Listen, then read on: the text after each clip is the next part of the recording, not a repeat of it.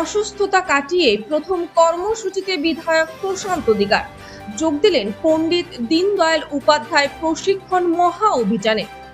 শরীর অসুস্থ থাকার কারণে কয়েকদিন জনসমক্ষে কোনো কর্মসূচিতে অংশ নেননি গোঘাটের বিধায়ক প্রশান্ত দিগার। সুস্থ হওয়ার পর শনিবার তিনি প্রথমবার অংশগ্রহণ করলেন পণ্ডিত দীনদয়াল উপাধ্যায় প্রশিক্ষণ মহা অভিযানের প্রশিক্ষণ শিবিরে। কর্মসূচিতে উপস্থিত দলীয় নেতৃত্ব ও কর্মীদের সঙ্গে মত বিনিময় করেন তিনি। প্রশিক্ষণ শিবিরে সাংগঠনিক দক্ষতা বৃদ্ধি, জনসংযোগ আরও শক্তিশালী করা এবং দলীয় আদর্শ সাধারণ মানুষের কাছে পৌঁছে দেওয়ার বিষয়ে গুরুত্ব আরোপ করা হয়। দীর্ঘ বিরতির পর বিধায়ককে কর্মসূচিতে দেখে কর্মী সমর্থকদের মধ্যে উৎসাহের পরিবেশ তৈরি হয়। তারা তার দ্রুত আরোগ্য কামনা করার পাশাপাশি আগামী দিনে আরো সক্রিয়ভাবে জনসেবামূলক কাজে তাকে পাশে পাওয়ার আশাবাদ ব্যক্ত করেন। সুস্থতার মাঝে তো আমাকে তো আমার কাজ করতে হবে। জনগণ যে দায়িত্ব দিয়েছে সেই দায়িত্বকে কোনোভাবেই আমি অবহেলা করতে পারবো না। তাই আজকে প্রথমে বাড়ি থেকে বেলা 11:30টার সময় বেরিয়েছিলাম কলকাতা বিধানসভার উদ্দেশ্যে। বিধানসভায় কিছু কাজ ছিল, সেই কাজ সেরে আজকে আমাদের গোঘাট বিধানসভার 3 নম্বর মণ্ডলের উদ্যোগে একটি প্রশিক্ষণ বর্গ শুরু হয়েছে। তো এই প্রশিক্ষণ বর্গ যে 2 দিনব্যাপী প্রশিক্ষণ বর্গ চলছে, তার আজকে প্রথম দিনে আমাদের এই বাজুয়া গার্লস হাই স্কুলে এই প্রশিক্ষণ বর্গের আয়োজন করা হয়েছে। প্রায় 170 জনের মতন টোটাল আমাদের শিক্ষার্থী আছে, তাদেরকে প্রশিক্ষণ দেওয়া হচ্ছে।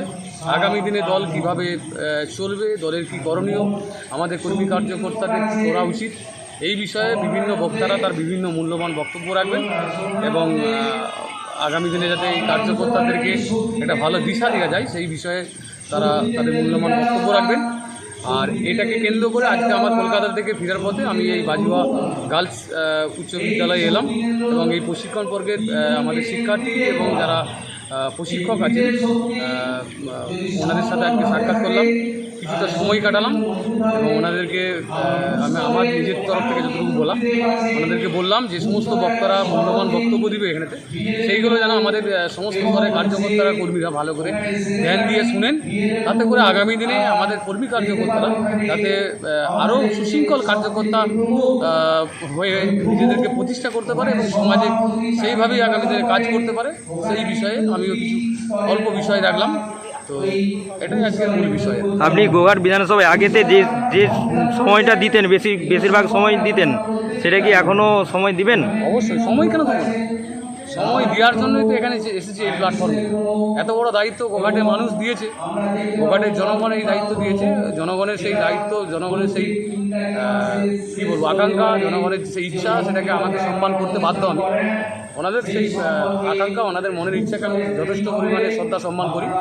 আমি একটু শারীরিকভাবে সুস্থ হলে আমি আবার আগের মতনই একই ফিল্ডে নেমে যাব। তো আছি, মাঠ ছেড়ে যাইনি, মাঠেই আছি, কাজ করছি। আজকেও তাই এত শরীর অসুস্থতার কারণে কলকাতা গেছি, আর কলকাতা থেকে ফেরার পথে এই বাজুয়াতে আমাদের বিশেষ প্রশিক্ষণ শিবিরেও অংশগ্রহণ করি। দেখুন, আজকে গোঘাট বিধানসভা 3 নম্বর মণ্ডলের আজ প্রথম প্রশিক্ষণ।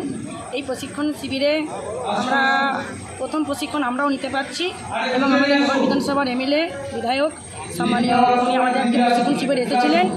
আজকে গোটা রাজ্যে এবং গোটা বিধানসভাতেই আজকে গোটা মণ্ডলেতেই কিন্তু এই প্রশিক্ষণ শিবির চলছে। তা গোঘাট বিধানসভার এই প্রথম আমাদের 3 নম্বর মণ্ডলে এই প্রশিক্ষণ শিবির। এই শিবিরে আমাদের যে মণ্ডল থেকে যারা বুথ সভাপতি আছে সবাইকে প্রশিক্ষণ শিবিরে আজকে যোগদান করেছেন। আগামী দিনে সরকার কিভাবে চলবে তার জন্য এই প্রশিক্ষণ, এবং সেই প্রশিক্ষণ দিচ্ছেন অন্যান্য বক্তারা, ওনারা এসছেন, ওরা প্রশিক্ষণ দিচ্ছেন এবং এই বুথ স্তর পর্যন্ত নামানো হবে যে সাধারণ মানুষের কীভাবে ভালো কাজ করা যায়, তার জন্যই আজকে আমাদের কর্মীদেরকে প্রশিক্ষণ দেওয়া হচ্ছে। আমি গোঘাট 3 নম্বর মণ্ডলের সভাপতি।